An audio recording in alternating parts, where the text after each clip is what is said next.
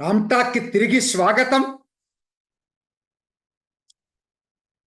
2024 assembly ఎన్నికలు జగన్కి అనుకోని షాక్ ఇచ్చినాయి. ఎప్పుడు ఊహించలేనంతటి దారుణాతి దారుణమైన షాక్. ప్రతిపక్ష హోదా కూడా దక్కనట్టుగా ప్రజలు తీర్పిచ్చారు. 10% ఓట్లు 10% సీట్లు రావాలి ప్రతిపక్ష హోదా అంటే. కానీ ఎన్ని వచ్చినాయి? 11 సీట్లు వచ్చినాయి. అంటే ఇది ఆ తర్వాత ఏమైంది? అసెంబ్లీకి రాలేదు, ప్రమాణ స్వీకారం చేయలేదు. అదేమంటే ఎక్కడో బెంగళూరులో కూర్చొని ఒక లేఖ అయితే రాశాడు. ఏమని? నాకు స్పీకర్ నా మీద ఆ రోజు అట్లా మాట్లాడాడు, నాకు ప్రతిపక్ష హోదా ఇవ్వలేదు, మరి నాకు అంతకుముందు ఏదో కొన్ని సంఘటనలో ఎవరికో ఇచ్చినట్టుగా మాట్లాడుతూ ఉన్నాడు. రాజ్యాంగం ప్రకారం 10% సీట్లు పైనున్న పార్టీకే ప్రతిపక్ష హోదా వస్తుంది. మరి మీకు లేవు కదా. అప్పుడు ఏంటి? స్పీకర్ మెర్సీ పిటిషన్ పెట్టుకోవాలి మీరు. ఆయన మెర్సీ మీద ఆధారపడి మీకు ప్రతిపక్ష హోదా ఇవ్వచ్చు. ఆయన డిస్క్రిషనరీ పవర్, రాజ్యాంగం ప్రకారం కాదు. మామూలుగా అయితే మీకు హక్కు ఉంటుంది 10% సీట్లు పైన వస్తే. మరి మెర్సీ పెట్టుకోవాల్సిన వ్యక్తిని విమర్శించి ఇవ్వలేదంటే ఎలా ఇస్తాడు చెప్పు? అయినా దానికి అడిగే హక్కు అయితే మీకైతే లేదు ఎటువంటి పరిస్థితుల్లో. అది మెర్సీ, మీరు మెర్సీ పిటిషన్ పెట్టుకుంటే ఆయన దయదలిస్తే దయాదాక్షిణ్యుల మీద ఇచ్చే అవకాశం ఉంది. ఎలా ఉందంటే, నాకు స్కూల్కి వెళ్ళమంటే స్కూల్ పిల్లలు వెళ్ళనని చెప్పి మారాన్ చేస్తారు. ఏదో వంక చెప్తారు, ఆ వంక ఈ వంక చెప్తారు. ఒక ముఖ్యమంత్రిగా చేసిన వ్యక్తి మీరు మాట్లాడేది వింటుంటే నాకు ఎగ్జాక్ట్గా పిల్లలు స్కూల్కి వెళ్లకుండా మారాన్ చేసినట్టుగానే ఉంది. కాబట్టి నేను మిమ్మల్ని గురించి మాట్లాడట్లా, ప్రజల తీర్పు ఇది. కాకపోతే పులివెందల ప్రజలు మీకు తీర్పిచ్చారు మీకు అనుకూలంగా. వాళ్ళ సమస్యల్ని అసెంబ్లీలో గళమెత్తమని, వాళ్ళ తరఫున ప్రజాప్రతినిధిగా ఉండమని చెప్పి, మరి ఆ తీర్పును గౌరవించాల్సిన బాధ్యత మీకుందా లేదా? అది ఇంపార్టెంట్ ముఖ్యంగా. కాబట్టి అలా కాకుండా మీరు మీ ఇష్టం వచ్చినట్టు నేను ప్రవర్తిస్తాను అంటే ఇక్కడ కుదరదు కదా.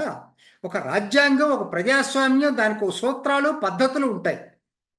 కాబట్టి గెలుపోటములనే సహజమండి ప్రజాస్వామ్యంలో, ఎన్నికల్లో. కానీ ప్రజా తీర్పును గౌరవించటం పోయి ఈవీఎంల మీద, స్పీకర్ మీద నెపం వేసి తప్పుకోవాలని చూడటం ఒక ముఖ్యమంత్రిగా చేసిన వ్యక్తి స్థాయి కాదు. ఆ స్థాయి మీకు లేదని అంతకుముందు ముఖ్యమంత్రిగా ఉన్నప్పుడే తెలుసు.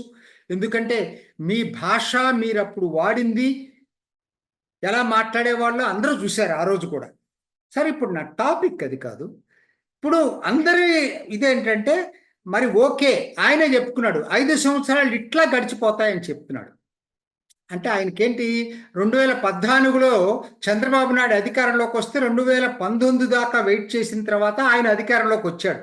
కాబట్టి ఇప్పుడు 2024లో అధికారంలో చంద్రబాబు నాయుడు వచ్చాడు. కాబట్టి 29లో తిరిగి నేను అధికారంలోకి వస్తానని జగను పగటి కలలు కంటున్నట్టుగా ఉంది. నేను పగటి కళలు ఎందుకు అంటున్నానో చెప్తా, ముందు చెప్తా. ఎందుకనంటే అదివరకు వచ్చారు కాబట్టి ప్రతిసారి అదే జరగాలి, చరిత్రలో రిపీట్ జరుగుతుంది అనేటువంటిది పొరపాటు.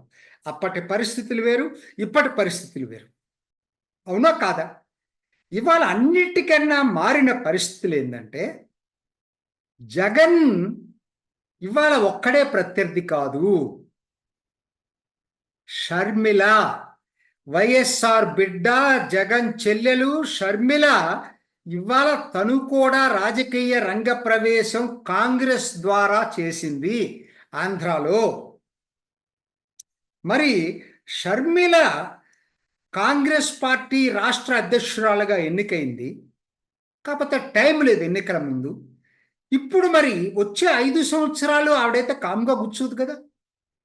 ఓకే, కాంగ్రెస్ని శిక్షించారు ప్రజలు. ఎన్నిసార్లు శిక్షిస్తారు? 5 సంవత్సరాలు, 10 సంవత్సరాలు, 29కి 15 సంవత్సరాలు అవుతుంది. దేనికైనా టైం లిమిట్ ఉంటుంది. శిక్షకు కూడా, నేరానికి కూడా టైం లిమిట్ ఉంటుంది. సో కాబట్టి అప్పటికి అయిపోతుంది. ఇంకా అదే చింతకాయ పచ్చడి రిపీట్ చేస్తే జనము ఒప్పుకునే పరిస్థితిలో ఉండకపోవచ్చు. కాబట్టి 15 సంవత్సరాలు అవుతుంది కాబట్టి ఆవిడికి సామర్థ్యం ఉంటే ఆవిడ నిరూపించుకునేటువంటి అవకాశం ఉంటుంది. ఎందుకు నేను చెప్తున్నానంటే, రాజకీయ రంగ ప్రవేశం 1 వైఎస్ఆర్ బిడ్డ, 2 కాంగ్రెస్ పాపం 15 సంవత్సరాల క్రితంది కాబట్టి జనం క్షమించే అవకాశం ఉంది. 3వది, ప్రస్తుతం కాంగ్రెస్ పార్లమెంట్లో ప్రధాన ప్రతిపక్షంగా 99 సీట్లతో ఎమర్జ్ అయింది. దక్షిణాదిన ఒక ఫోర్స్గా ఉంది. 4, మోడీ వ్యతిరేక స్పేస్ ఆంధ్రాలో ఖాళీగా ఉంది యాజ్ ఆన్ టుడే. ఎందుకంటే చంద్రబాబు నాయుడు అయినా, అఫ్కోర్స్ ఎన్డీఏ కూటమి, జనసేన అయినా, బీజేపీ సహజం వాళ్ళందరూ. సో అట్లానే ఇటు జగన్మోహన్ రెడ్డి కూడా మోడీ వ్యతిరేక స్పేస్ని ఆక్యుపై చేయలే. నిన్నటికి నిన్న మళ్ళా మోడీకి వైఎస్ఆర్సీపీ స్పీకర్ విషయంలో మద్దతు ఇచ్చాడు. కాబట్టి ఇవాళ మోడీ వ్యతిరేక స్పేసు ఆంధ్రాలో ఖాళీగా ఉంది. ఆ స్పేస్ని భర్తీ చేయటానికి షర్మిల రెడీగా ఉంది. మర్చిపోవద్దు, ఇది చాలా ఇంపార్టెంట్ ఇష్యూ.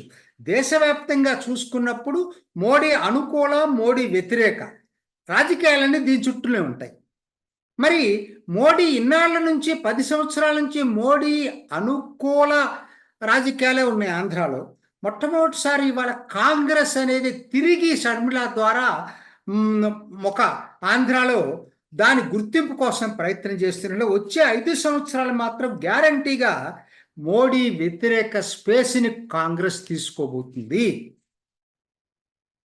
ఆ మేరకు ఆవిడ అధికారంలోకి వస్తుందని చెప్పట్లా, మోడీ వ్యతిరేక స్పేస్ని ఆవిడ తీసుకుంటుందని చెప్తున్నాను. అంటే ఏమవుతుంది దాన్ని బట్టి? సో కాబట్టి ఈ మోడీ వ్యతిరేక స్పేసు షర్మిల వైపు ఛానలైజ్ అయినప్పుడు ఈ మైనారిటీ ఓట్లు షర్మిలకి వెళ్ళే అవకాశం ఉంటుంది. వైఎస్ఆర్ బిడ్డగా కాంగ్రెస్కి సంబంధించినటువంటి వ్యక్తులు మోడీని వ్యతిరేకించే వాళ్ళు మెల్లిమెల్లిగా షర్మిల వైపు జరిగే అవకాశం ఎక్కువగా ఉంటుంది. ఎందుకంటే ఆవిడ జాతీయ పార్టీ దీంట్లో ఉంది, రాష్ట్ర అధ్యక్షురాలుగా ఉంది. సో కాబట్టి ఏమైపోతుంది, జగన్ భవిష్యత్తు దీని మీద ఆధారపడి ఉంది. కాబట్టి ఒకే ప్రత్యర్థి కాదు. 2019లో తిరిగి చంద్రబాబు నాయుడు ఓడిపోయి ఈయన అధికారంలోకి వచ్చినప్పుడు లాగా పరిస్థితులు ఇప్పుడు ఉండట్లేదు. ఇదే ప్రధాన తేడా. జగన్ షర్మిల గ్రాఫ్ పైకి వెళ్ళిందంటే జగన్ గ్రాఫ్ కిందకి వస్తుంది. ఒకటే గుర్తు. దీనికి సింపుల్ పాయింట్. కాబట్టి 2019 నాటి పరిస్థితులు 29లో ఉండే అవకాశాలు లేవు. ఉండాలి అంటే, జగన్ భవిష్యత్తు బాగుండాలి అంటే 3 జరగాలి. 1, నంబర్ 1 అన్నిటికన్నా ముఖ్యమైనది ఇవాళ ఎన్డీఏ పరిపాలన, చంద్రబాబు నాయుడు ముఖ్యమంత్రిగా జరుగుతున్న ఎన్డీఏ పరిపాలన, ప్రజల్లో ఆ పరిపాలన మీద వ్యతిరేకత రావాలి. నంబర్ 1 అన్నిటికన్నా అదే ముఖ్యం, మిగతా అన్నీ కాదు. 1 నంబర్ 1 అదొక్కటే సరిపోదు. 2వది, జగన్ కేసుల నుంచి నిర్దోషిగా బయటపడాలి. 5 సంవత్సరాలు కేసులు కొలిక్కొచ్చే అవకాశం మెండుగా ఉంది. నంబర్ 2 అన్నిటికన్నా ముఖ్యమైనది 3వది, షర్మిల కాంగ్రెస్ నాయకురాలుగా ఫెయిల్ అవ్వాలి. ఈ 3 జరిగినప్పుడే జగన్ భవిష్యత్తు తిరిగి పుంజుకుంటుంది 2029కి. లేకపోతే జగన్ భవిష్యత్తు అంధకార బంధురమవటం ఖాయం. ఇది ఈనాటి రామ్ టాక్. ఇంకొక ఎపిసోడ్లో మళ్ళా కలుసుకుందాం. నమస్తే.